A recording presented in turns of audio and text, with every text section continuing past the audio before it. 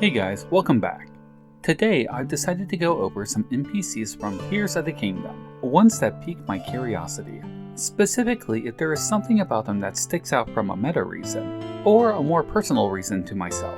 None of these characters are main characters in the story, though one of them did get a name card once, so there's that.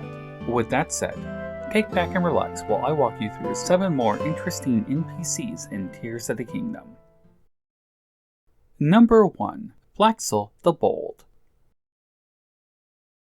I'm going to start off with a personal favorite, and also a good example of how past actions in Breath of the Wild matter in the new game. Let's take a look at the Monster Control Crew. There are 4 of them: Hose, Torin, Flaxel, and Grolin as their leader.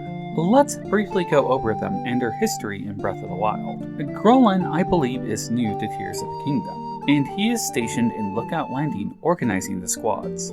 He will tell you where the squads are headed, and later give you intel on how many large monsters are remaining if you are hunting them. Hose, who you meet early in Tears of the Kingdom, was previously a guard up by the North Akala stable.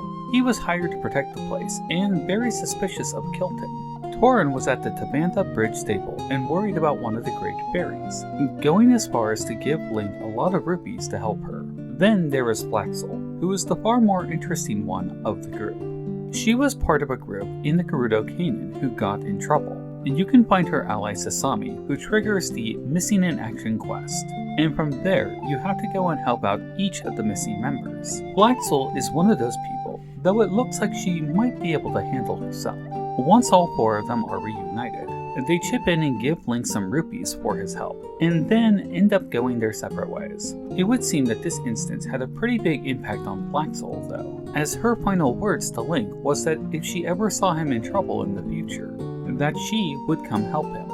Years later, she would join the Monster Control Crew to help others in distress. It is said that the most important role of a hero is to inspire others to greatness, that a single act can cause others to stand up and join the cause. When Hyrule was broken and killer machines roamed the field, a Hylian emerged fighting back the darkness and saved the kingdom. Flaxel saw this person firsthand, her own life, not to mention the lives of her allies, potentially being saved by him.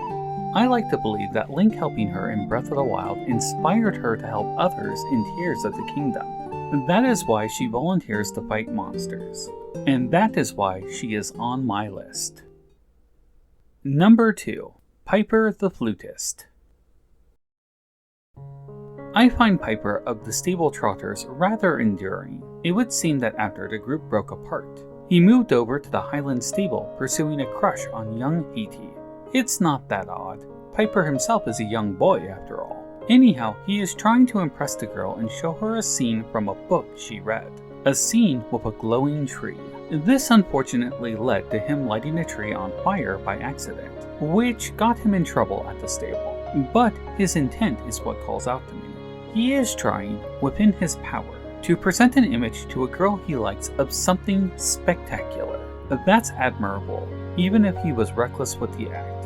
Fortunately, with Link around, he is able to do the deed properly and safely this time by using fireflies instead of active flames. I would point out that he said he only needed 10 fireflies from Link, and this is a lot more than 10. But all the same, it makes for a nice display. With the deed done, he agrees to rejoin the band so you can coax the Great Fairy out of hiding. And believe me, with how often you get one-shotted early game, unlocking some clothing upgrades goes a long way. Number 3. Buliara the Devoted. Switching over to the Gerudo, let's talk about a person very close to Riju, her bodyguard, Buliara. Also returning from Breath of the Wild, there isn't too much to talk about her on the surface. She is loyal, strong, and willing to lay down her life to protect Riju and the town. If you pay close attention to her when the town is under attack by Gibdos, you may notice something unusual about her. She is using a weapon made from a dragon horn. No doubt you are aware that Farosh flies through the east side of the desert, and that in Breath of the Wild, it could be seen flying through the Gerudo Highlands as well. Of course, just because a dragon flies through the area doesn't mean that people can see it. In fact, only those pure of heart like children are able to see dragons, fairies, and Koroks. There is even a cookbook in Gerudo Town that mentions fairies, and how they appear only to those who are pure of heart. We should question how Buliara has a weapon made from a fragment from Ferocia's horn. Is it something that she acquired herself? Her usual weapon is a Gerudo Claymore, and it is obvious that during the regional phenomenon event, she needed an elemental weapon to actively fight against Gyptos. They could have given her a sword tipped with an electric Lizalfo's horn, right? There was a choice made here to give her this sword. And so, I think it implies that she is not only pure of heart, but that she may have harvested the fragment herself. We don't know, but I think it fits. The Gerudo are known for their connection to lightning after all, and I could see the personal bodyguard of the chief being put to the task of confronting Feroce and claiming a scale, a talon, or even a horn fragment as proof of their trial. What do you think? Let me know in the comments. Number 4. Patricia the Oracle. On the topic of the Gerudo, let's talk about something adorable, sand seals. These guys are great. You can get around the desert with them, feed them some snacks, and generally have fun watching them roll around. You can also get a cryptic message from the beyond through them, or at least you can if you are talking to one in particular, Patricia, the best sand seal. You are no doubt aware that Patricia is Riku's personal seal. Patricia helped with the infiltration of Divine Beast Naboris back in Breath of the Wild. This sand seal is said to have special divine oracle powers, and so when you feed her, she will give advice that is interpreted by her caretaker, Pada. This by itself is noteworthy, assuming that Pada isn't just making stuff up. In Tears of the Kingdom, we can see that there is more here than vague interpretations of claps and sounds. If you give Patricia her favorite food, a splash fruit, one of the new fruits growing on the surface due to the fallen sky debris, Patricia will then give you a special message. It comes out as a sequence of numbers that is completely jarring to Pada. However, since we have the Pad, Link is very much aware of what these numbers are.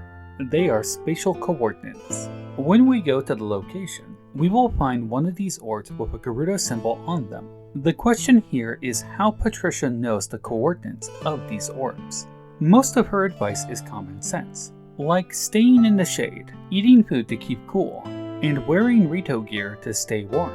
These orbs are very specific, and the numbers relate to something that a simple sand seal wouldn't be able to know about.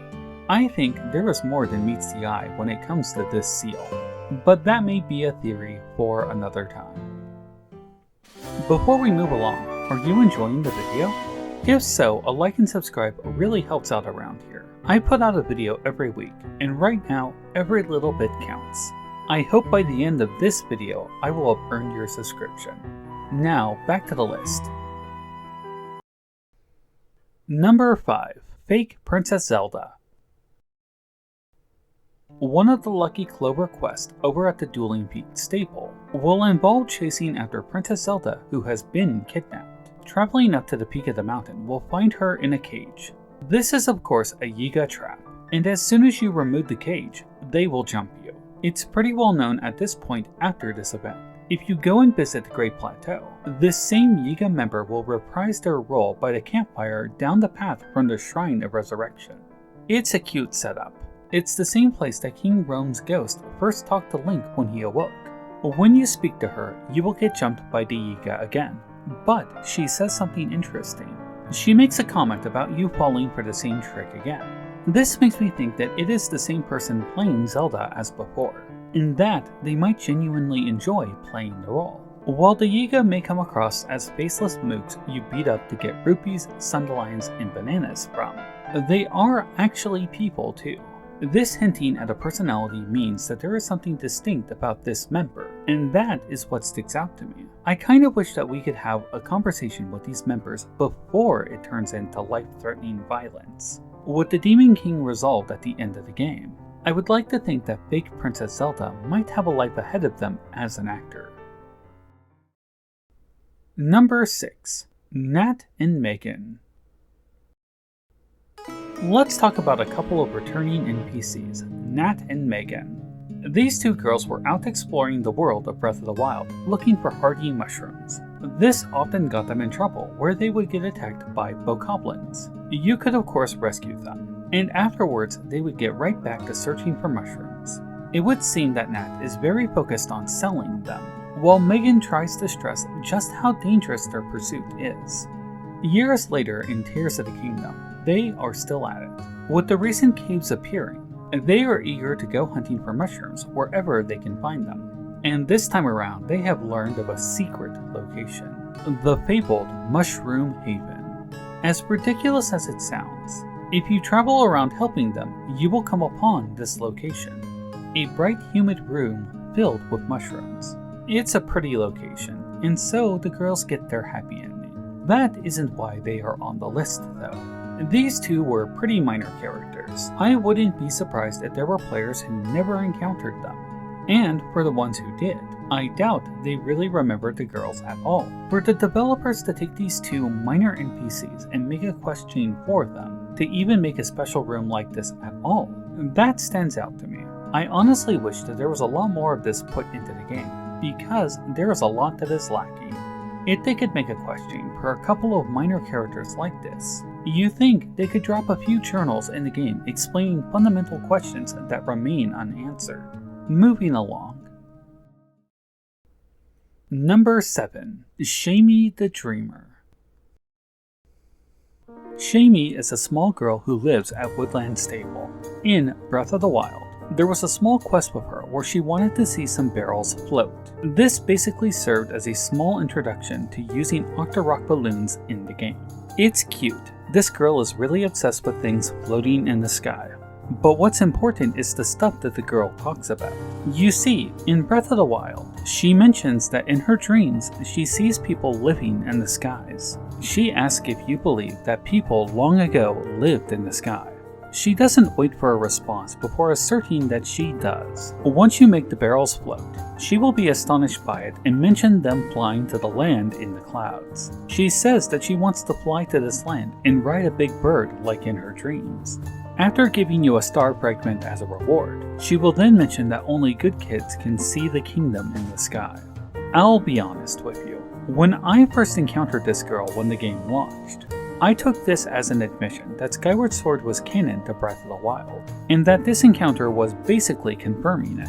We already had Goddess Hylia, dragons flying through sky portals, the Master Sword making familiar sounds, and a bunch of other things that hinted at it. The question is simple. Is Shamae speaking of Skyloft, a place where Hylians lived above the clouds and rode around on giant birds? It certainly seems to be the case, but now we have to question if that is the case given what we know from Tears of the Kingdom. We know that there are islands in the sky, an entire civilization that basically predates all of recorded history. The entire founding of the kingdom were built after the Zonai were in decline, and depending on which interpretation of the timeline you follow, basically all of them present the Zonai as post-dating at a minimum Skyloft, and more likely every past game in the series before Breath of the Wild. Then there are people like me who believe that Breath of the Wild and Tears of the Kingdom is a reboot, a reimagining. If there was a Skyloft, they would have put it in the sky like they mentioned in the Telegraph article that came out last week. So now we have to take a more critical look at Shamae and her childlike wonder. Is Shamae somehow having dreams of the ancient past that likely didn't exist here? Where did the influence from these dreams come from? If it was real, how did this little stable girl come to know of it? Isn't it more likely that she is just dreaming of a castle in the sky, where the Rito fly, living alongside the Hylians? Or is it basically like how every other mystery in these two games end, with the Zonai? There is one other really big thing I have not mentioned about her appearance in Tears of the Kingdom. First, let's make note that she has no quest this time around, and that she is fixated on a floating island in the sky. Second, and this is the real important one, she hasn't aged a day. That's right, Shamae, the Loftwing girl, this big NPC that was meant to verify that Skyloft was real, and that Skyward Sword happened. They didn't even bother to update her model. We have other Hylian children being updated, like the Hateno kids, who show that they are older. The Rito kids have grown too. Not to mention the birth and growth of entire new life that we see with little Mattison and her Gerudo friend.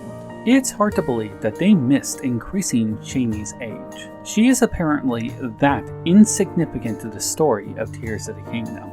This lack of attention makes me believe that her dream of people in the sky, that her desire to ride around on a giant bird, was nothing more than that. A childish dream not worth following up on by the developers. Don't get me wrong, I want the timeline to be canon to Tears of the Kingdom, but it is things like this that really make me feel the developers simply don't care about the continuity. I've made it clear before that I was hoping for some type of Runes of Skyloft DLC. Something that would indisputably link these games to the past, but they are steadfast in stating over and over in interviews that no DLC is coming. I know that I'm ending on a downer note today, but I'll say this. Shamae, the Loftwing girl, deserved better, and so did we. That was 7 more interesting NPCs in Tears of the Kingdom. If you haven't seen the previous one already, go check it out. I'll link it in the description. There are more interesting NPCs to talk about, so I'll do another one of these in the future. If you haven't done so already, a like and subscribe go a long ways. This channel is still growing, and sadly, Zelda content is slumping right now in the algorithm. So if you like content like this, the best way to get it into your feed is to subscribe. If you are in the position to do more, consider subscribing to my Patreon or becoming a channel member. It really is the best way to help me out, and it's only because of the generous supporters like them that this channel is able to keep going. If you do join up, you will gain access to my Discord server where we can talk more directly about my upcoming topics. I can get pretty chatty at night, and I love talking about these games. Well, that's all I got for you today, guys. Be safe, and may the way of the hero lead to the Triforce.